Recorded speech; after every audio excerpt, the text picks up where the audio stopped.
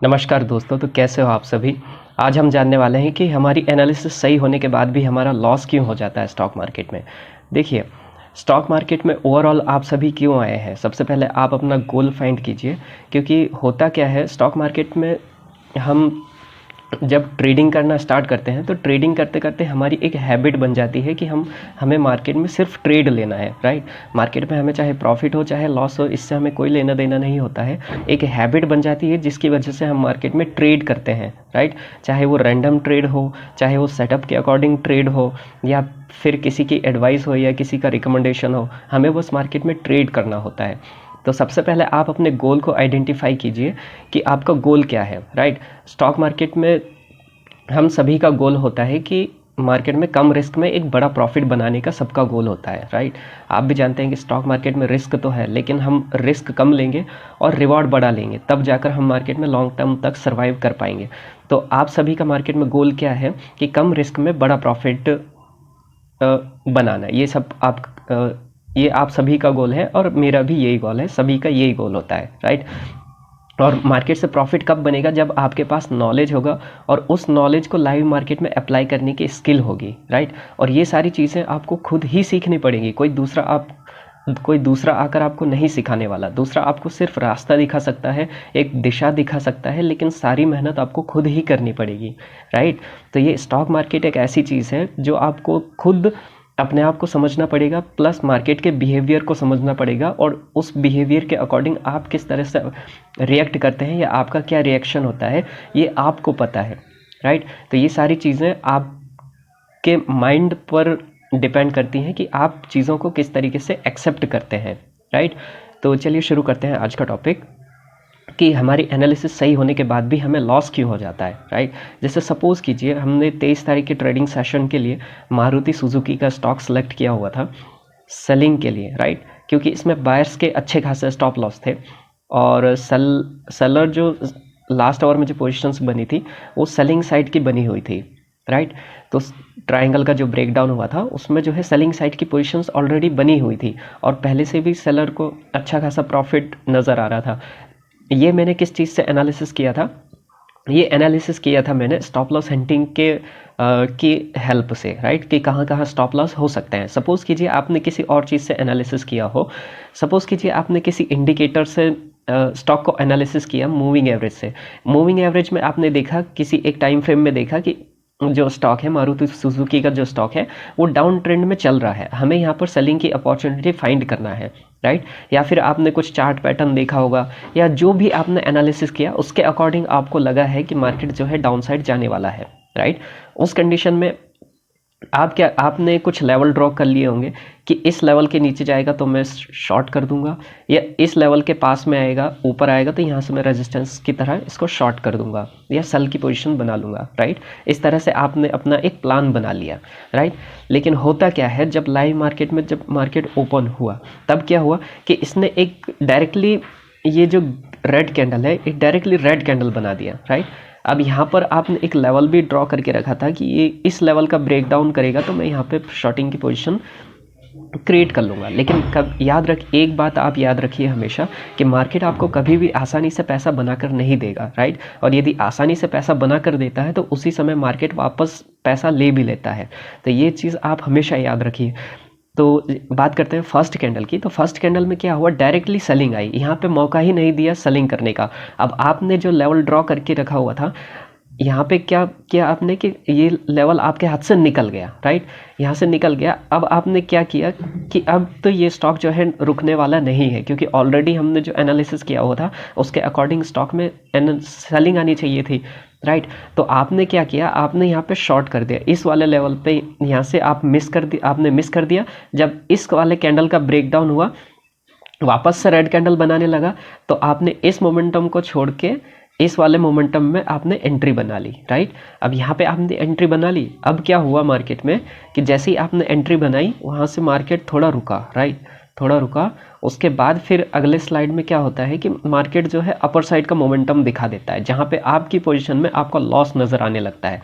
अब आपके दिमाग में क्या चल रहा है उस समय, इस बात पे भी डिपेंड करता है कि आपका अगला एक्शन क्या होगा, राइट।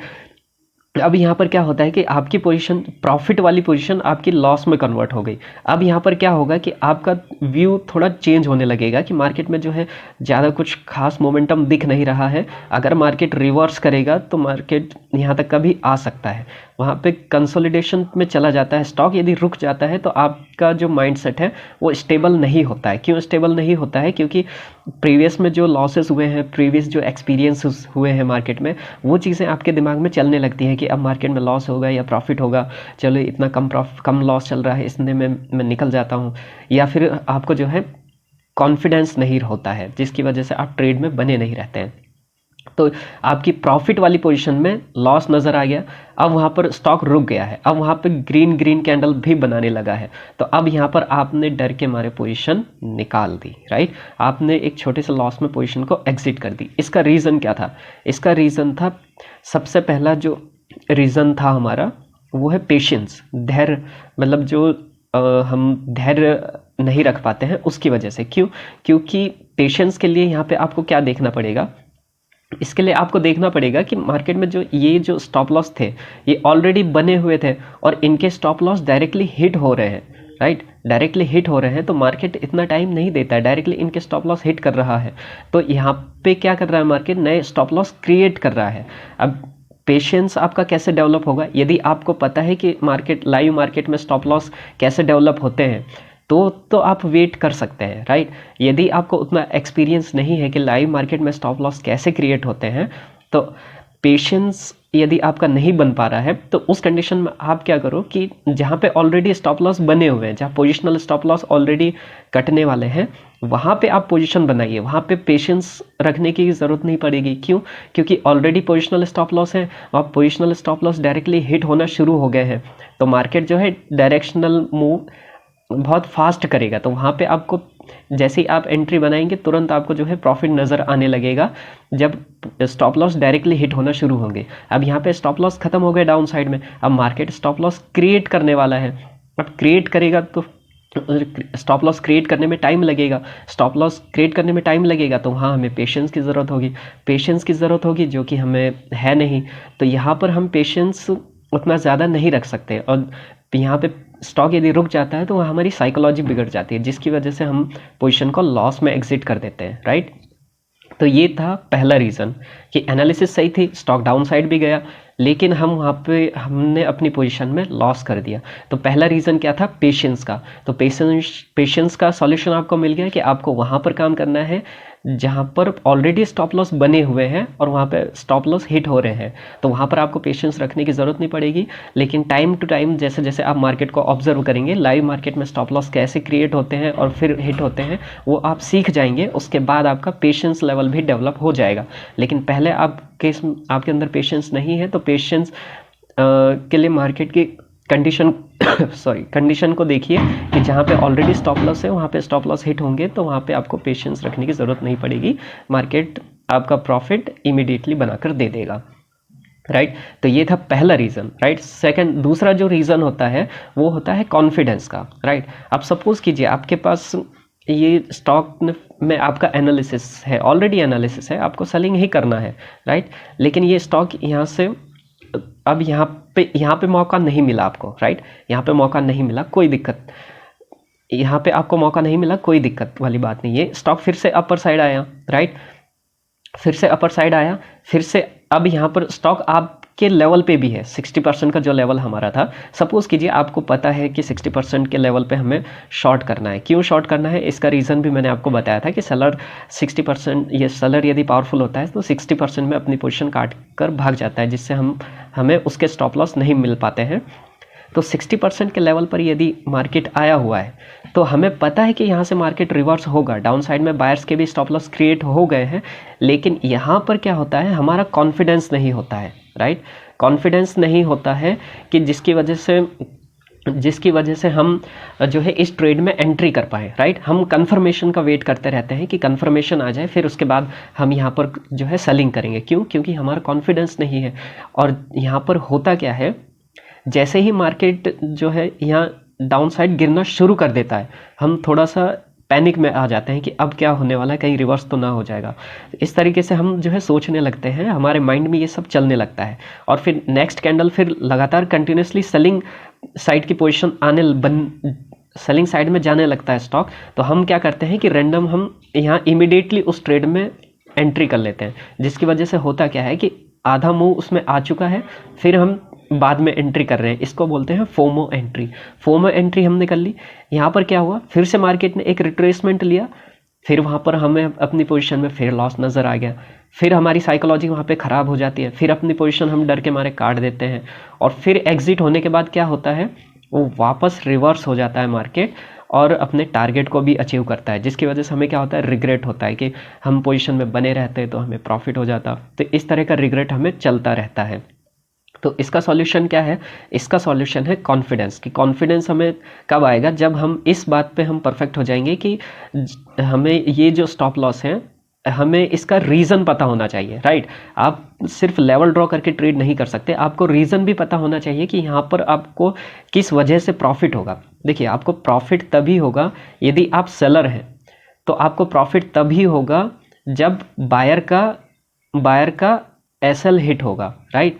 बायर का स्टॉप लॉस हिट होगा तब सेलर को प्रॉफिट होगा। यदि आप बायर हैं तो आपको सेलर के स्टॉप लॉस हिट करने पड़ेंगे, सेलर का स्टॉप लॉस हिट होगा तब जाकर बायर को प्रॉफिट होगा, तब जाकर बायर को प्रॉफिट होगा। तो इस तरीके ये लॉजिकल रीज़न आपको ये हमेशा याद रखना है, और इसके अकॉर्डिंग ही आपको जो है ट्रेड लेना है। तो ये था सेकेंड रीज़न, राइट।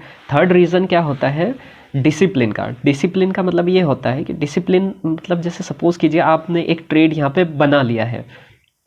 डिसिप्लिन का मतलब ये होता है कि सपोज यहाँ पे आपने एक ट्रेड बना लिया है, यहाँ पे आपने एक ट्रेड बना लिया है, तो यहाँ पे आपने अपना ये स्टॉप लॉस डिफाइन कर लिया, और दूसरा एक टारगेट कि इनके स्टॉप लॉस हिट होंगे तो मैं निकलूंगा। ये आपने आपका एक डिसिप्लिन बन गया है कि यहाँ पे अपना या तो स्टॉप लॉस हिट हो जाए या टारगेट हिट हो जाए। तो होता क्या है कि हमारी साइकोलॉजी ख़राब होने लगती है, स्टॉक में मोमेंटम यदि रुक जाता है तो उस कंडीशन में हम अपनी पोजीशन को या तो छोटे लॉस में काट देते हैं या छोटे प्रॉफिट में काट देते हैं। तो यहाँ पर हमें क्या करना है, डिसिप्लिन का एक्चुअल मीन क्या होता है कि एक ट्रेड आपने बनाया, पोजीशन आपने बनाई, अब उस ट्रेड को आप कंप्लीट होने दीजिए। आप भूल जाइए एनालिसिस की, एनालिसिस उसके बाद कुछ करना है, या स्टॉक का स्टॉक ऑप्शन चेन कुछ बोल रहा है, या फिर कोई दूसरा इंडिकेटर आपने लगा दिया, वो कुछ बोल रहा है, कुछ बता रहा है, भूल जाइए ये सारी चीज़ें। आप पोजीशन को कंप्लीट होने दीजिए, या तो अपना कंप्लीट स्टॉप लॉस हिट होने दीजिए या कंप्लीट टारगेट हिट होने दीजिए, तब जाकर आपका ये ट्रेड कंप्लीट होगा। अदरवाइज़ क्या होगा कि इनकम्प्लीट ट्रेड से आप बाहर निकल जाएंगे, और फिर दूसरे ट्रेड्स आप जो है रैंडम ट्रेड्स लेने की कोशिश करेंगे, जिसकी वजह से फिर आपको नेगेटिव रिजल्ट देखने को मिल सकते हैं, राइट। तो ये एक रीज़न होता है जिसकी वजह से मार्केट में हमारी एनालिसिस सही होने के बाद भी हमें मार्केट में लॉसेस का सामना करना पड़ता है। तो ये जो सॉल्यूशन प्रॉब्लम्स है और उसके जो सॉल्यूशंस मैंने बताए हैं, यदि इनको हम इम्प्लीमेंट करेंगे तो डेफिनेटली एक अच्छा इम्प्रूवमेंट हमें हमारी ट्रेडिंग में देखने को मिलेगा, राइट।